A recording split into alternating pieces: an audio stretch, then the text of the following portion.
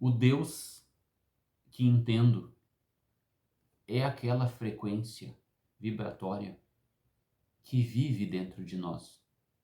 Se assim nós deixar que essa energia vibre dentro de nós, se a gente permitir que conhecemos essa energia vibrando dentro de nós, e isso só calando a mente, só dentro de um processo meditativo, para a gente sentir Deus dentro de nós.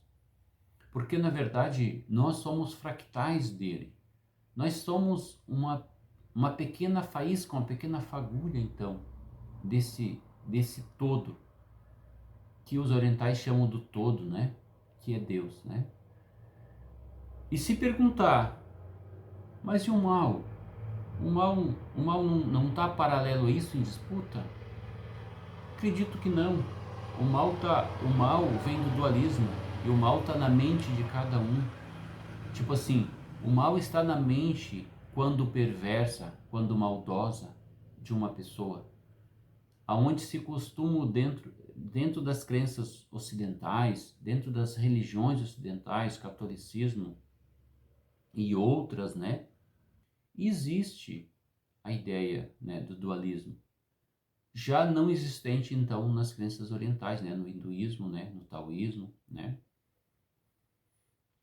Então, esse Deus que é a vibração da bondade, do amor, essa frequência que tudo dá vida, ele não pode ter um adversário. E não tem um adversário.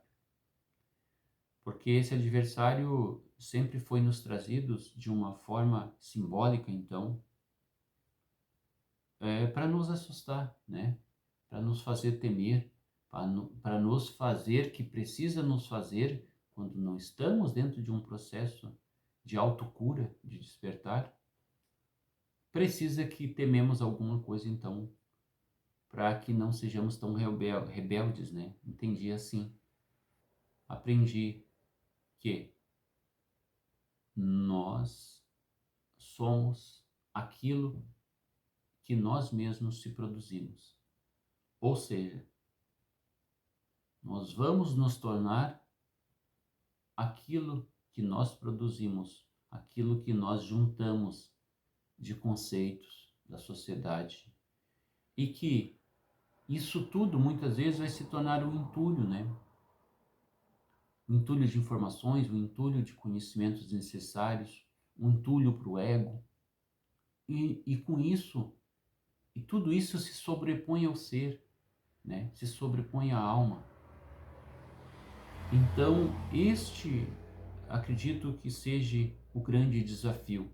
E esse é o grande demônio interior, a mente, o ego, as vaidades, né? A soberba, né? A loucura atrás do dinheiro, né? Por ficar rico, milionário.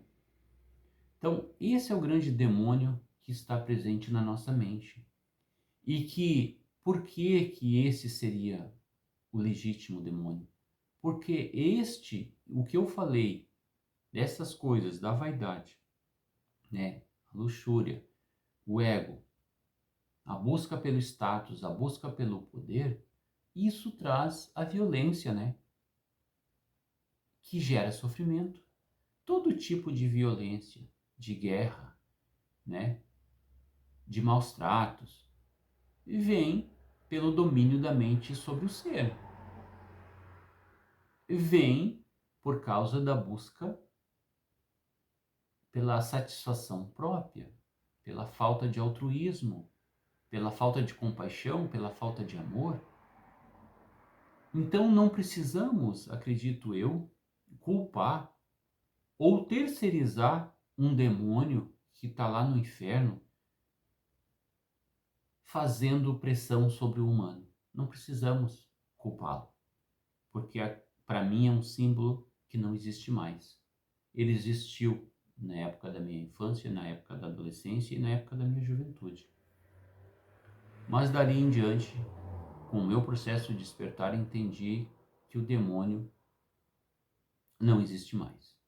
Então, o grande segredo que é tão bom não pensar mais dessa forma dualista. Pensar que somos apenas seres fazendo uma experiência num corpo e que podemos trabalhar esse nosso ser, podemos trabalhar a nossa mente, podemos trabalhar com técnicas, podemos trabalhar com meditação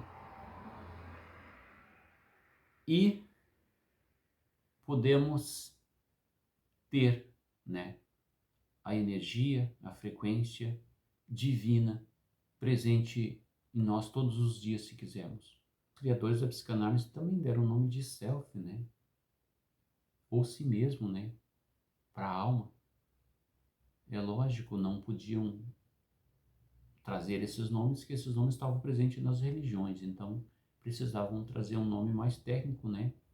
Porque afinal de contas estavam criando uma ciência, né? A psicanálise foi uma ciência que foi trazida, então o self ali é trazido como alma, né? E é o que deve prevalecer, é o que deve estar no centro da nossa vida. Até Jung dizia, né? A pessoa com um problema de personalidade, o self está morando num dos ladinhos e as sombras no meio, né? Tomando conta, determinando a vida do indivíduo. E no momento que o self retornar para a posição dele de centro da vida, ou de comando da vida, que passar a dar o comando, né? As sombras vão para um cantinho, né? As sombras não trazem mais tanto sofrimento como traziam antes. Há muito mesmo o que nós trabalhar como seres e como mente. Há muito o que nós trazer de autoconhecimento, de se conhecer, saber quem nós somos. É uma batalha incansável até os últimos dias de a gente ir embora desse corpo. Porque o processo, ele é contínuo, é um processo impermanente, como dizia o Buda. Sermos eternos buscadores, né? Buscadores de um Deus que já mora dentro de nós, que está dentro de nós, porque somos fractais desse ser, desse Deus. Então, sendo um fractal de Deus, o Deus mora, ele habita dentro do meu corpo, nessa forma de energia, né, de alma.